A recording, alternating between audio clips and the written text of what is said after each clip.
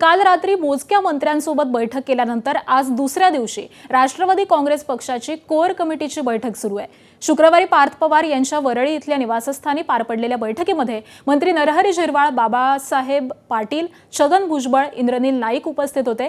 तर आज पुन्हा पार्थ पवार यांच्या वरळी इथल्या शुभदा निवासस्थानी बैठकीला सुरुवात झाली आहे। बैठकीला प्रदेशाध्यक्ष सुनील तटकरे, नवाब मलिक, मंत्री नरहरी झिरवाळ, बाबासाहेब पाटील, छगन भुजबळ, इंद्रनील नाईक उपस्थित आहेत। तर मागील अर्ध्या तासापासून ही बैठक सुरू झालेली आहे। बैठकीला प्रफुल्ल पटेल देखील उपस्थित असल्याचं कळतंय।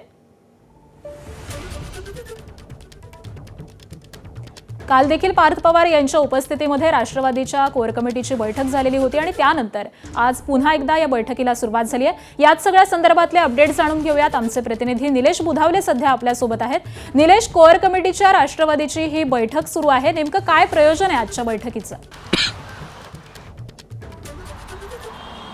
आकांक्षा, राष्ट्रवादी काँग्रेस पक्षाचे खासदार पार्थ पवार यांचं वरळी इथलं हे शुभदा इथलं निवासस्थान आहे। याच निवासस्थानी आता बैठकीला सुरुवात झालेली आहे। राष्ट्रवादी काँग्रेस पक्षाचे सर्व कोर कमिटीचे महत्त्वाचे जे नेते आहेत आणि मंत्री यांना या बैठकीला बोलवण्यात आल्याची माहिती मिळते आहे। मधल्या काळामध्ये खरं तर पार्थ पवार विरुद्ध सुनील तटकरे, प्रफुल्ल पटेल असं चित्र निर्माण झालं होतं आणि त्यामुळे कुठेतरी वितुष्टता यांच्यामध्ये आली आहे का, ही चर्चा होती।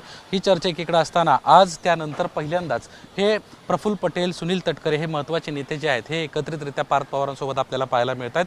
खरं तर पार्थ पवारांना रात्री उशिरा एक महत्त्वाची बैठक घेतली होती आणि याच ठिकाणी ही बैठक झाली होती। या बैठकीला अगदी मोजके मंत्री उपस्थित होते। याच्यामध्ये हसन मुश्रीफ, इंद्रनील नाईक, नरहरी झिरवाळ, छगन भुजबळ आणि बाबासाहेब पाटील हे असल्याची माहिती मिळते। तर दुसऱ्याच दिवशी आता कोर कमिटीची बैठक बोलवण्यात आलेली आहे। त्या बैठकीला राष्ट्रवादी काँग्रेस पक्षाचे मंत्री जे आहेत ते या ठिकाणी उपस्थित असल्याचं आपल्याला पाहायला मिळत आहे। या सगळ्या बैठकीमध्ये प्रामुख्यानं महामंडळ वाटप, SIR संदर्भामध्ये सध्या ज्या काही नक्कीच त्यामुळे अनेक मुद्द्यांवरती या बैठकीमध्ये चर्चा होण्याची शक्यता आहे। त्यामुळे या सगळ्याच संदर्भातले अपडेट जाणून घेऊ। तुर्तास धन्यवाद निलेश या माहितीसाठी।